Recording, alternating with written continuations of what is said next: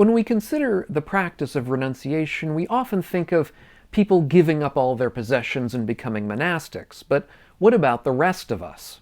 Is renunciation simply about wealth and material things, or is there something deeper going on here? Even if we continue to live as lay practitioners, renunciation still can play a key part in our practice. But it's not just about what we own, it's about what we cling to.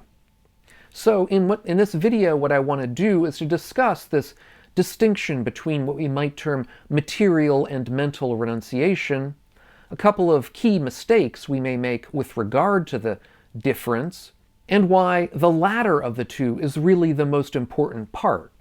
First, what is this distinction between what I've termed material and mental renunciation? In early Buddhism and Buddhism in general, monastics take literal vows of renunciation, where they vow to renounce certain physical things, that is to say, external ownership of possessions, of a house, of family, of wealth, of sensual pleasures of certain kinds, and so on.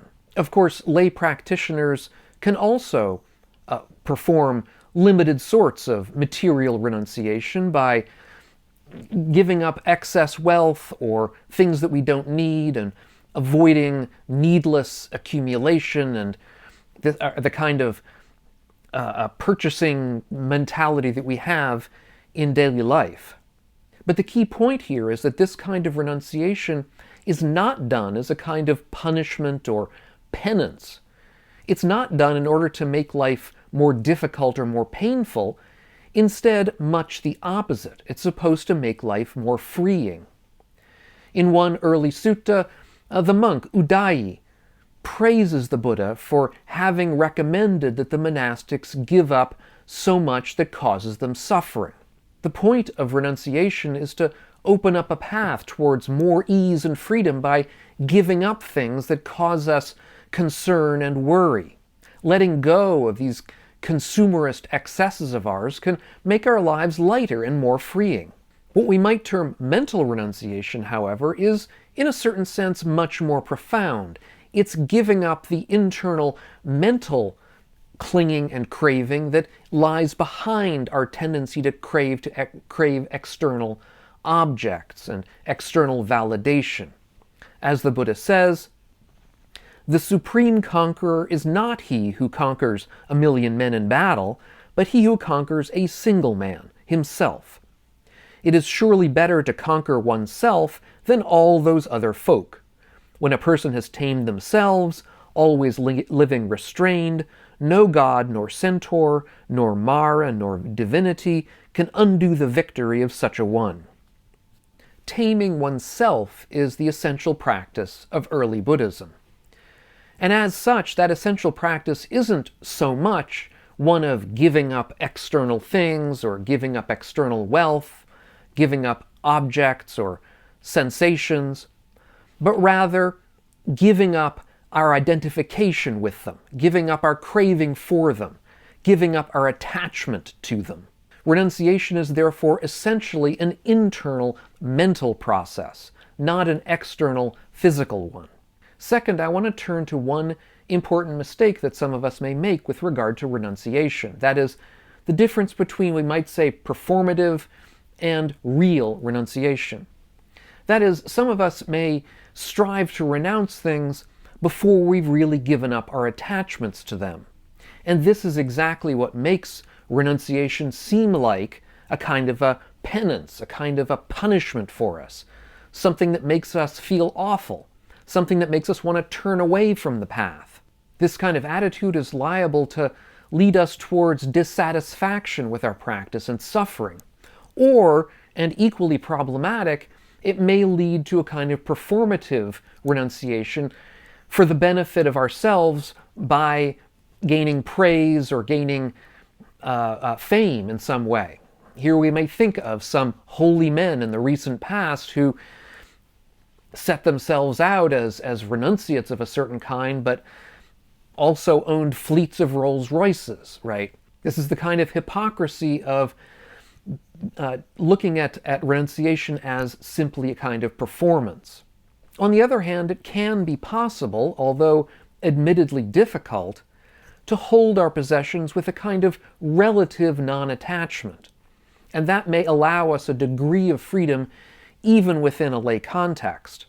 Here we might want to at least mentally compare two possibilities. One is the monastic who has supposedly renounced everything, but nevertheless clings jealously to their robe and bowl, the 2 or 3 possessions that they're allowed to have within that context.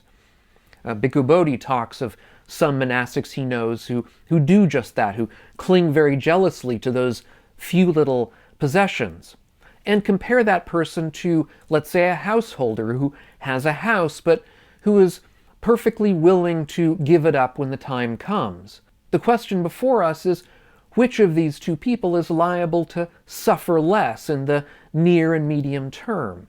Third, I want to turn to another key mistake that we may make with regard to renunciation, which is the difference between true renunciation and what you might term repression.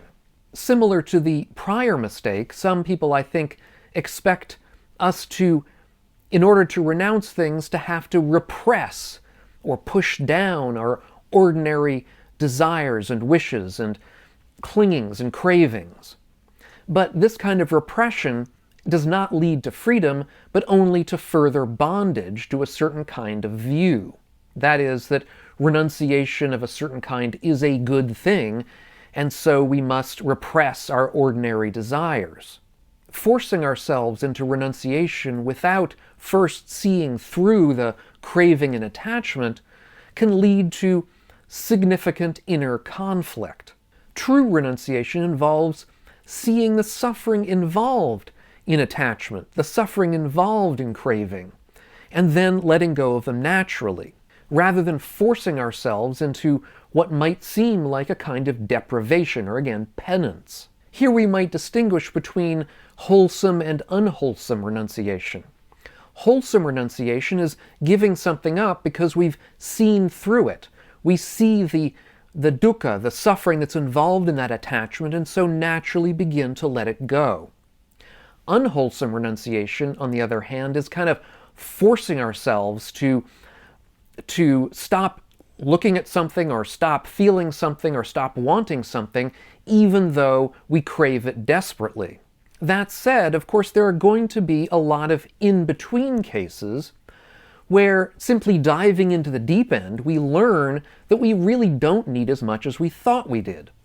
We learn that all these things that we surround ourselves with really aren't so necessary after all, and that in fact, when we let them go, we feel freedom. So sometimes it can help to push ourselves a little bit, but keeping in mind that when this renunciation seems to become unhealthy, when it seems like penance, then we're perhaps going too far and need to step back and reflect upon the dukkha involved in craving to begin with. Fourth, how can we practice with this kind of wholesome renunciation in that case, either as lay people or as monastics?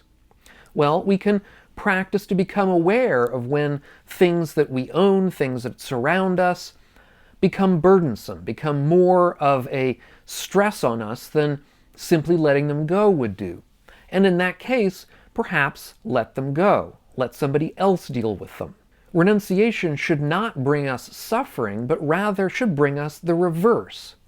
Living simply but comfortably, with less stress, because less things to worry about. We can also practice, and I think most importantly, we can also practice trying to let go of our inner attachments, such as our attachment to status, our attachment to our identity, attachment to control over things around us, which we never really have, attachment to our views and our opinions. We'll find as we release attachment to these things that, again, life becomes freer and simpler. And also to be mindful of when we become defensive, when we become possessive, when we become entitled.